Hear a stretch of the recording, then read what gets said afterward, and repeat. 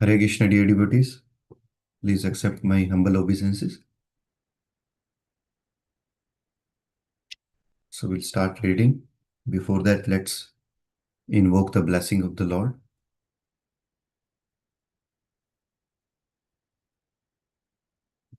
Om Namo Bhagavate Vasudevaya. Om Namo Bhagavate Vasudevaya. Om Namo Bhagavate Vasudevaya. Om Jnanatimirandasya Jnananjanashalakaya Chakshurunmilitam Yena Tasmai Shri Gurve Namah Vancha Kalpatarubhyasya Kripa Sindhu Bhayevacha Patitanam Pavanebhyo Vaishnavebhyo Namo Namaha Ishvara Parama Krishna Satchidananda Vigraha Anadiradir Govinda Sarvakarana Karanam Jai Shri Krishna Chaitanya Prabhu Nityananda Shri Advaita Gadadhar Shri Vasadi Gaur Bhakta Hare Krishna Hare Krishna Krishna Krishna Hare Hare Hare Ram Hare Ram Ram Ram Hare Hare. So we have been reading from Trinadapi Sunijena, book by Srila Gaur Govinda Swami Maharaj. Srila Gaur Govinda Swami Maharaj ki Jai. So chapter 3, how to develop tolerance.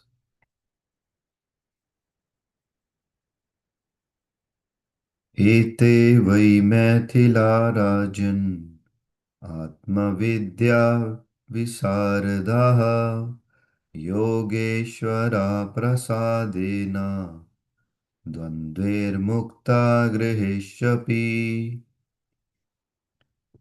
Sukadev Goswami said, My dear King Parikshit, all the kings of dynasty of Mithila were completely in knowledge of their spiritual identity. Therefore, even though staying at home, they were liberated from the duality of material existence. This material world is called Dvaita or duality. Chaitanya Charitamrita Antalila 4.176 says, Advaita Abhadra Abhadra Jnana Sab Manodharma E Phala E Manda E Sabad Brahma. In the world of duality, that is to say, in the material world, so called goodness and badness are both the same. Therefore, in this world, to distinguish between good and bad, happiness and distress is meaningless because they are both mental concoctions, manodharma. Because everything here is miserable and troublesome, to create an artificial situation and pretend it to be full of happiness is simply illusion. The liberated persons, being above the influence of the three modes of material nature, is unaffected by such dualities in all circumstances. He remains Krishna conscious by tolerating so called happiness and distress. This is also confirmed in Bhagavad Gita, second chapter, 14 verse. Matra sparshastu konteya sitoshna sukha dukkhadha agama payino nityas tams tikshava bharata.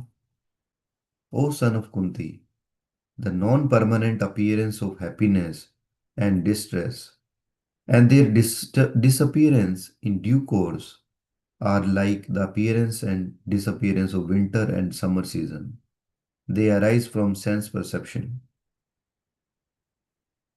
O son of Bharata, and one must learn to tolerate them without being disturbed.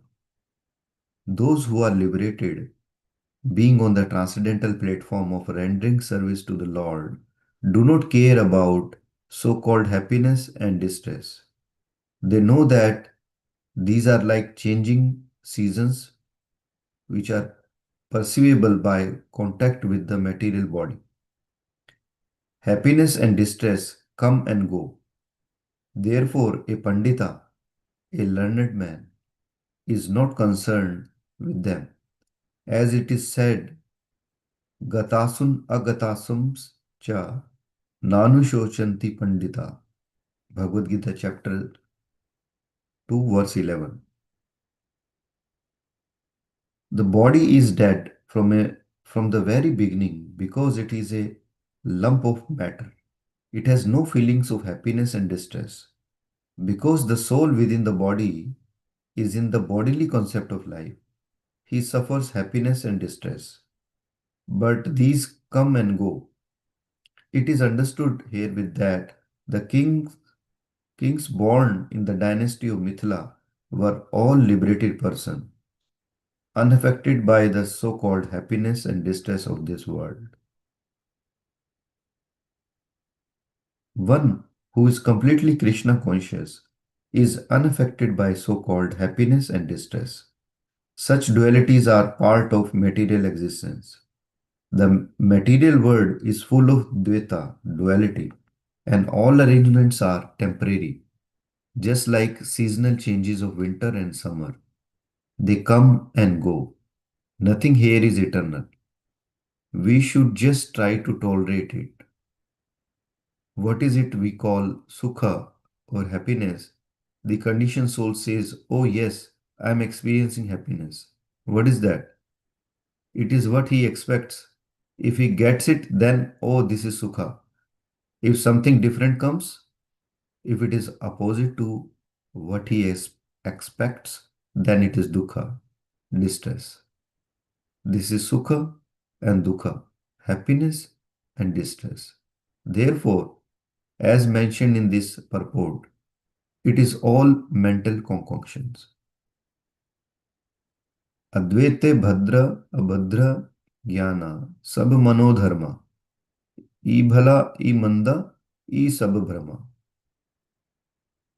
In this world of duality, the material world, so called good and bad, are both the same. Therefore, to distinguish between good and bad, happiness and distress is meaningless because they both are mental concoctions. Next, happiness and distress are mental concoctions. It is all mental concoction, nothing else. Material existence is dukhalyam, miserable and troublesome. To create an artificial situation and pretend it to be full of happiness is simply illusion. However, a liberated person, being above the influence of three modes of material nature, is unaffected by such dualities in all circumstances. He remains Krishna conscious by tolerating so called happiness and distress. This is also confirmed in Bhagavad Gita. This is a question of tolerating.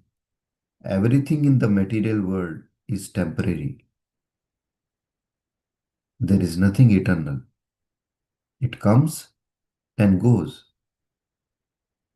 Why should we be affected? Everything is changing. You see something today and tomorrow it is gone. There is nothing permanent nor eternal here. This is temporary arrangement. The samsarate samsara is changing every moment, changing. When summer comes, then we think, oh, scorching heat of the sun is unbearable.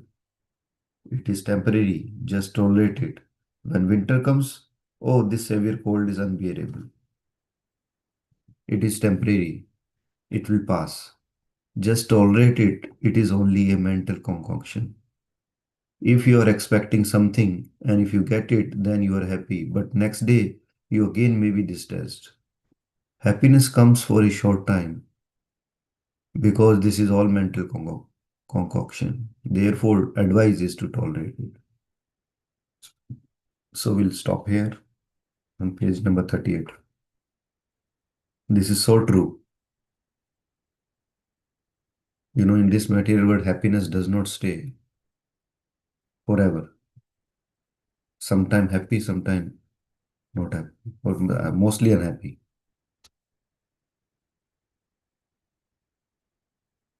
So nice. Everything artificial here. That's why artificial intelligence has been formed. Okay. So we'll stop here. Trinadapi Surichena. Shila Gaur Govinda Swami Maharaj Ki Jai. So now we have been reading Srila Prabhupada Leela and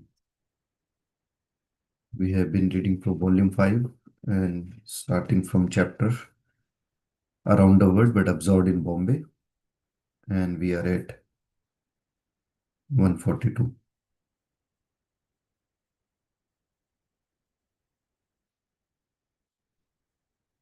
So yesterday we finished about a pastime of Radha Kalachandji deities in ISKCON Dallas. So now further. Srila Prabhupada Ki Jai. Prabhupada was preparing to return soon to India via western route, and he paid another visit to his Western World headquarters in Los Angeles. On the very day he arrived, however, he wrote more directions to the devotees in Bombay, reassuring that Juhu land was not just a trouble spot, but a special place where a great plan would be carried out. It was worth fighting for. Now I'm anxious, quote, now I'm anxious to hear if conveyance deed has been signed.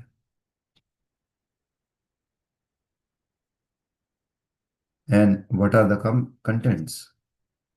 Kindly send me the copy duly signed as quickly as possible. This will give me great relief. As soon as conveyance has been signed, you may begin the building work immediately. I am coming to India soon, at least by October, and I want to see that the building projects in Bombay, Mayapur, and Vrindavan are going on nicely. This Bombay project is one of our most important project in the whole world, and I'm looking to you and others there in Bombay to see that is done very magnificently. Prabhupada's secretary has recently shown him a new advertisement booklet printed by Air India, in which the art theme was exclusively dedicated to Krishna in Vrindavan. Prabhupada was encouraged to see that Air India was enticing tourists to come to India to experience Krishna culture. This confirmed his idea that in future Hare Krishna land and his other Indian projects would be important showpieces for tourists wanting to experience the real Vedic culture. Mail from Bombay always received first priority, and every morning Prabhupada would ask for news from Bombay, giving any letter from Giriraj immediate attention. Early in October, he received a long letter from Giriraj. Quote, we just cannot control the material nature, and although everything is going on slow, Mr. Morarji, Mr. Munim, the bank, and Mr. N all feel that they are proceeding as quickly as possible, and they do not respond very favorably to being over reminded by me of the urgency of the matter and your anxiety that it to be finished. Nothing new had developed. Deed still had not been signed. Although Giriraj said he now had no intention of resigning his post, Prabhupada, after studying the letter, concluded that other senior devotees in India should also help. He therefore wrote to Tamal Krishna Goswami and Bhavananda, both in Vrindavan, asking them to go immediately to Bombay and try to expedite the conveyance. Prabhupada was asking Tamal Krishna Goswami to revive his active status as a manager in India. Quote, Giriraj is finding difficulty. From his letter, I can understand. So I think you have to revive your position as GBC again and look after all the business of India affairs nicely. Prabhupada also wrote Giriraj, I am informing him that other devotees were coming to help and reminding him to also work with board of trustees. Quote, I cannot tax my brain so much from such distant places as what to do if there is any difficulty. Therefore, I am relying completely on you, my trusted senior disciples, to finish up these things nicely. Prabhupada repeatedly instructed the managers in Bombay not to deviate from the terms of the purchase agreement. He was willing, as a matter of concession, to pay the 5 lakhs to be deducted from the total price, but no more changes. The devotees should press Mr. N to the original agreement. Prabhupada was worried that he had not heard from his lawyer, Mr. D. 2 weeks before, he had telegrammed Mr. N and Mr. D, asking for reports on the delays, but he had received no replies from either of them. He had since written to another lawyer, a friend in Bombay, asking about the delay, and in Los Angeles he received the reply. Mr. D was no longer his attorney. A couple of days after receiving this shocking news, Prabhupada received a formal letter from the office of Mr. D informing him of the same.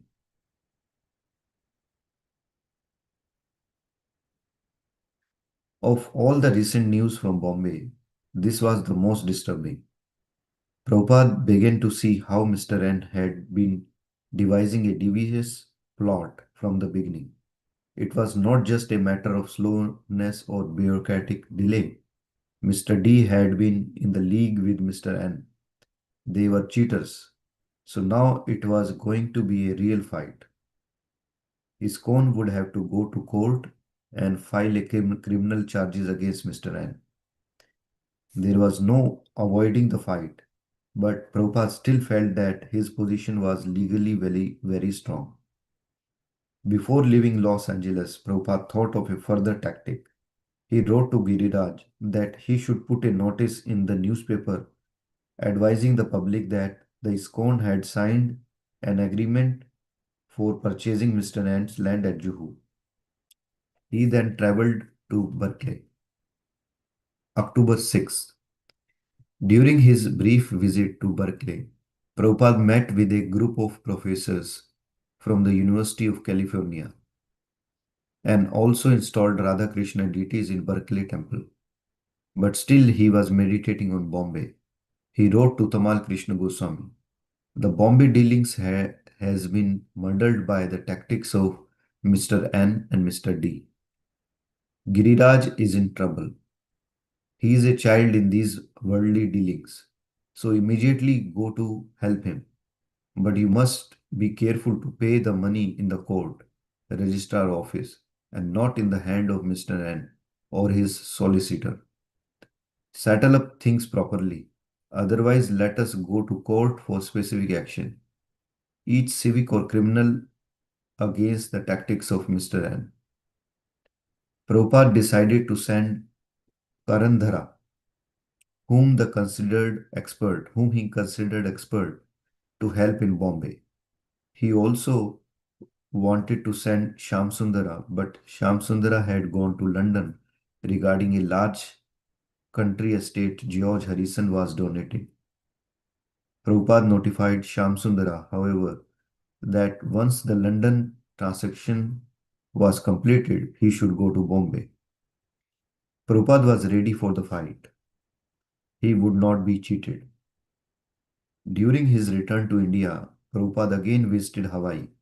Then on October 11, he went for the first time to Manila, where a small number of disciples had arranged preaching programs for him, both in the temple and the Hotel Intercontinental.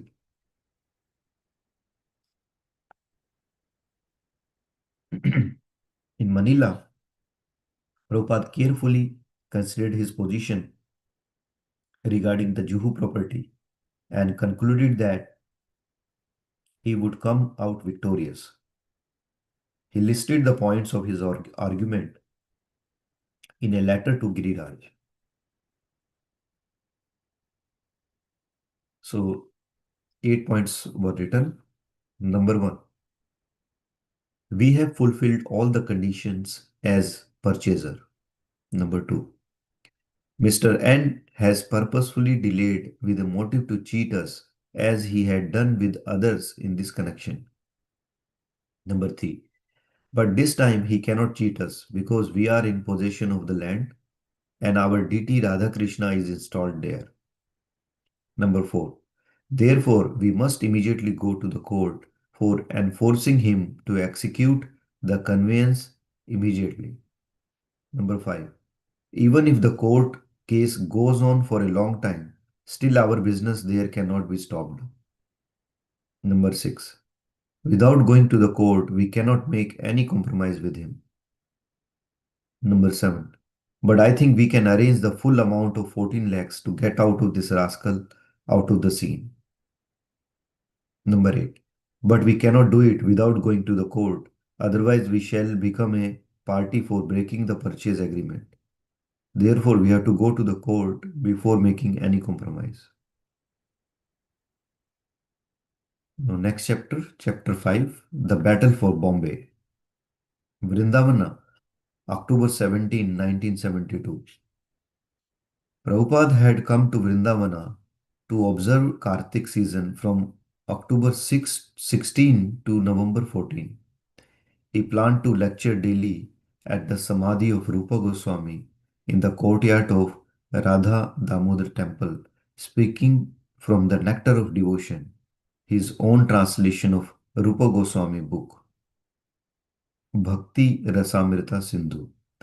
On his western tour, he had invited devotees to join him for Kartika in Vrindavana, and now a few dozen devotees from America, Europe, India, and other parts of the world had gathered to be with him. He was concerned with developing his Vrindavana project. So rather than immediately rushing to Bombay, he had come here first, sending some of his leading disciples to tackle the problems in Bombay. Now, like a general enraged, engaged on a different front, he awaited word from his lieutenants in Bombay. He moved into his two small rooms at Radha Damodar temple, while his disciples stayed nearby in the formal palace for the Maharaj of Bharatpur, an old building near Yamuna. Although Prabhupada was introducing his disciples to Vrindavana, he was also introducing the residents of Vrindavana to his disciples. Already his group was encountering some of the same attitude Bhakti Siddhant Saraswati and his party of pilgrims had met in 1932. People's refusal to accept low-born persons as Vaishnavas. Prabhupada trusted, however, that if his disciple could construct a wonderful temple for Krishna and Balaram, the hearts of Vrindavana residents would change and they would accept his disciples.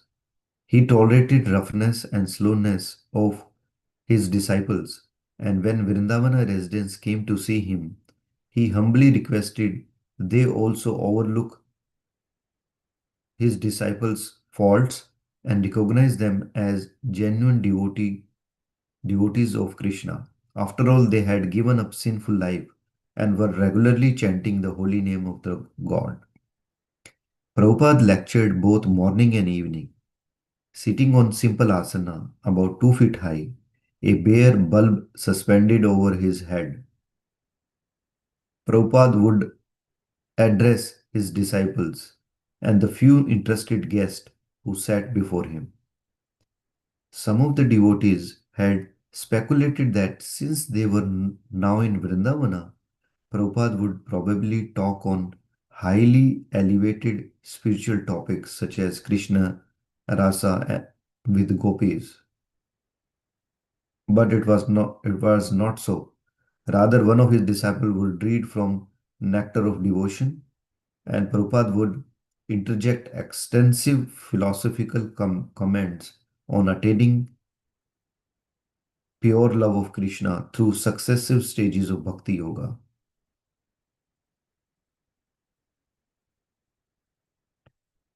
While Prabhupada's talks were especially for his disciples, he also stressed that the Brahmanas of India accept the Western Vaishnavas, and he cited dozens of scriptural references to prove his point that birth status, being a material designation, did not apply in spiritual life, stressing preaching as the essence of Krishna consciousness. He urged the disciples present to continue propagating the Krishna conscious movement. Prabhupada's disciples were thrilled by these talks and by Prabhupada's personal dealings with them in the intimate atmosphere of his rooms at Radha Damodar temple, which he referred to as his eternal residence, the place where he had actually begun his plans for the Krishna conscious movement. His disciples could hear him rise early and begin translating Srimad Bhagavatam and dictating his purports. At Aarti time, he would open the shutters of his room and behold the deities. At other times, devotees might see him walking on the terrace chanting japa, and they found him always available to answer their questions and help them with their personal problems. Next, Tamal Krishna Goswami, Shyam Sundara, and Karan Dhara arrived in Bombay. Things had worsened. Giriraj informed them when Mr. N had seen the notice in the newspaper publicly advising that ISKCON had entered into the agreement for Juhu property. He had become furious. Giriraj had gone to him with folded hands and bowed down before him, but Mr. N would not be appeased. He had gone back on all his promises and had cancelled the sales agreement on the plea that devotee had not obtained the deed within 6 month period. The 2 lakh down payment he had claimed was now his, and devotees should vacate the land immediately. Mr. N had shut off the water supply to Hare Krishna land. Several days later, a handloom, a hoodlum, had shown up at the entrance to the property, brandishing the machete wherever devotees passed by. A friend of Mr. N had printed a handbill ascribing scandalous behavior to to the American Hare Krishna devotees and having it distributed at the nearby Ville Parle train station. Although a few devotees had left and others wanted to, but 30 devotees still remained in Bombay. The first thing to do, Karandhara said, was to find a new lawyer, and he went to Bombay's most prominent solicitors and hired a specialist in land transactions and conveyances. Next, the leading devotees and their solicitor met with Mr. N in his office. Mr. N was stubborn and uncooperative, and his own lawyer was threatening. A court battle seemed inevitable. Tamal Krishna Goswami, Karandhara, Bhavananda, and Shyam Sundara talked together, and more they talked, the more they began to see the entire Juhu scheme as impossible. Even without Mr. N's treachery, just to live on the land was very difficult. The devotees and deities had such poor living facility that the roof leaked and cement floor was crumbling. Rats, flies, cockroaches, village dogs, and mosquitoes infested the place, with even an occasional poisonous snake. Devotees were always contracting tropical diseases, especially malaria and hepatitis. So, although ISKCON's new lawyer was prepared to take the case to the court, the devotees were hesitant. Mr. N had said that they not he were criminals because they had not gotten permission from the charity commissioner. They were on his land illegally. He said he would sue for damages. He even seemed to be on the verge of some violent action.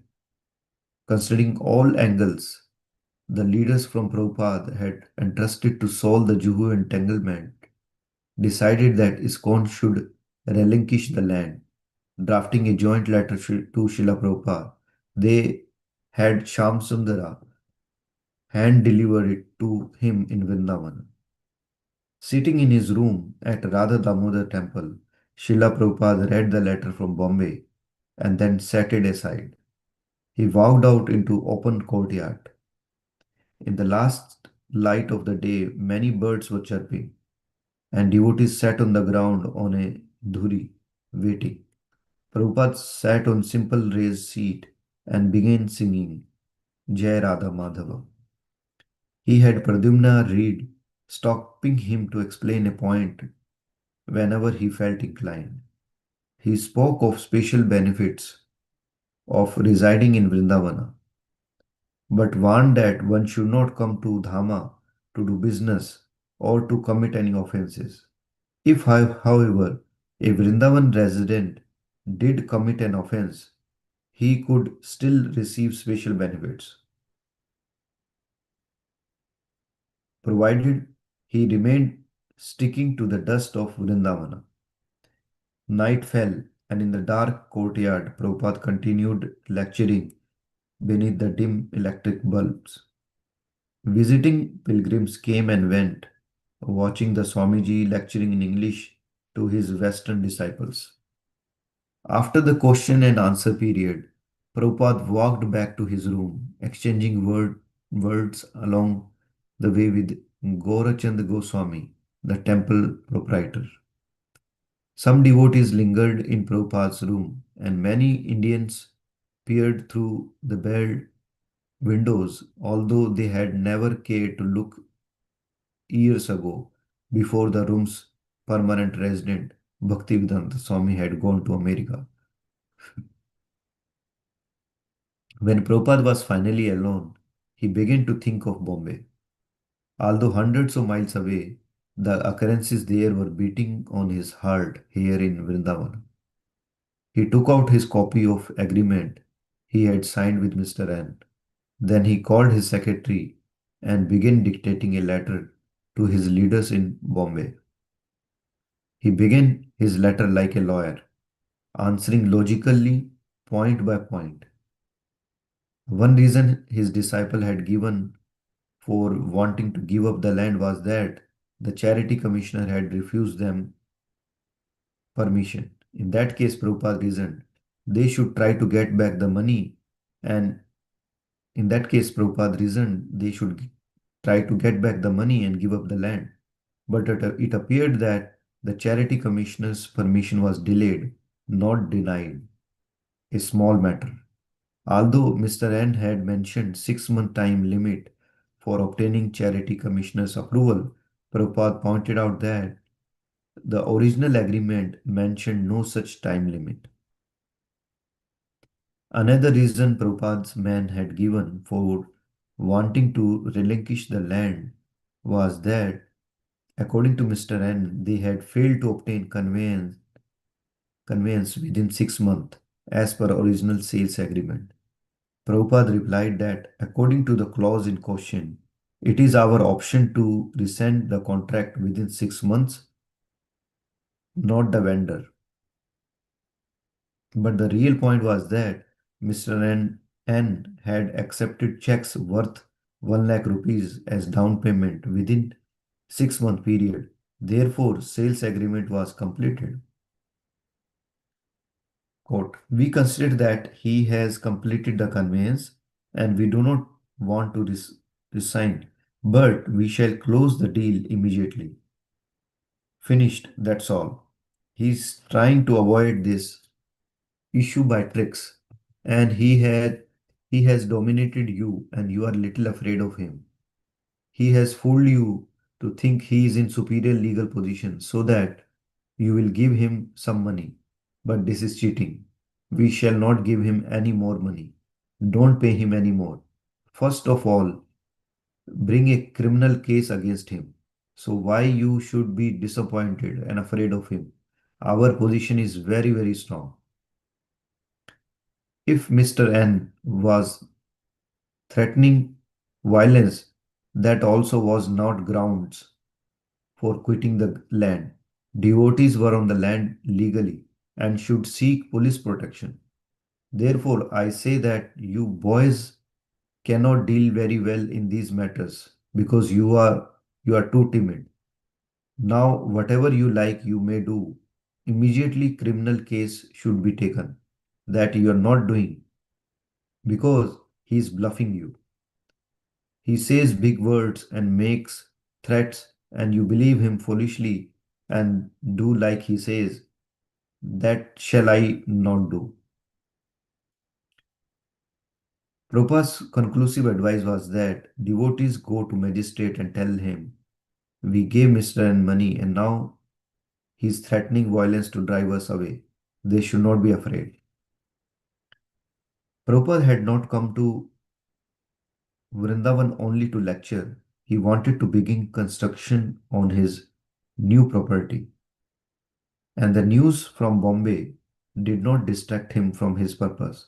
Every day he would have devotees hold a Sankirtan procession from Radha Damodar temple to the property at Ramanareti. He would also go out occasionally to see the site. Still nothing more than grass huts, a wire fence, and a small stock of building material.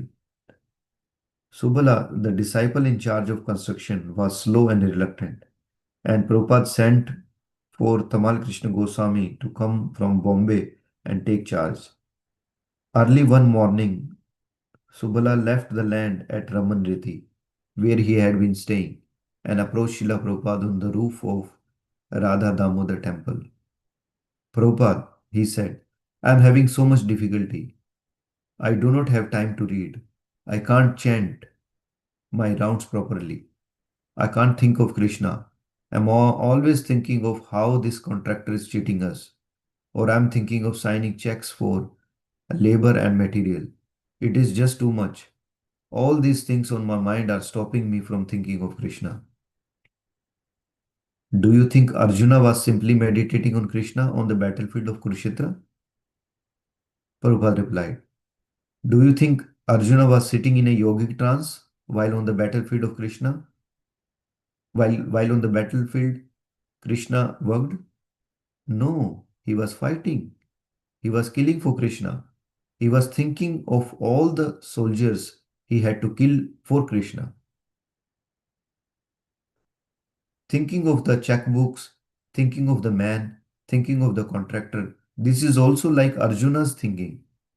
This is Krishna's service. You should not worry about thinking of Krishna directly.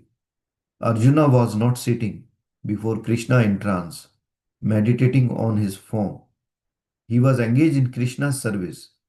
Similarly, this is Krishna's service. You should engage. Your life is full of Krishna's service, and that is very good.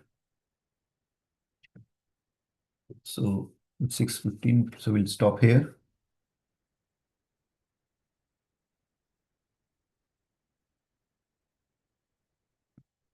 Page number 153.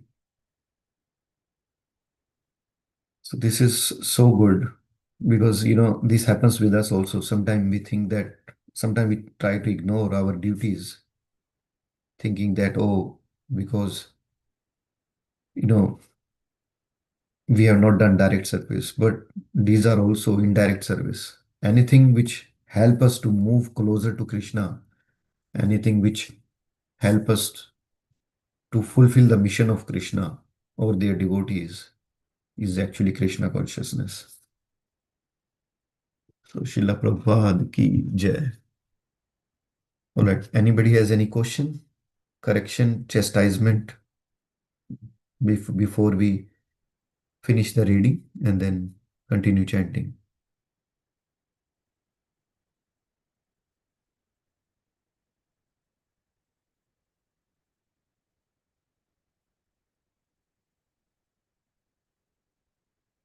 Okay. So if there's no question, we can wrap up. वाञ्छाकल्पतरुभ्यश्च कृपा सिन्धुभैर्च पतितानां पावनेभ्यो वैष्णवेभ्यो नमो नमः अनंत कोटि वैष्णविंद की जय. So now we'll continue our chanting.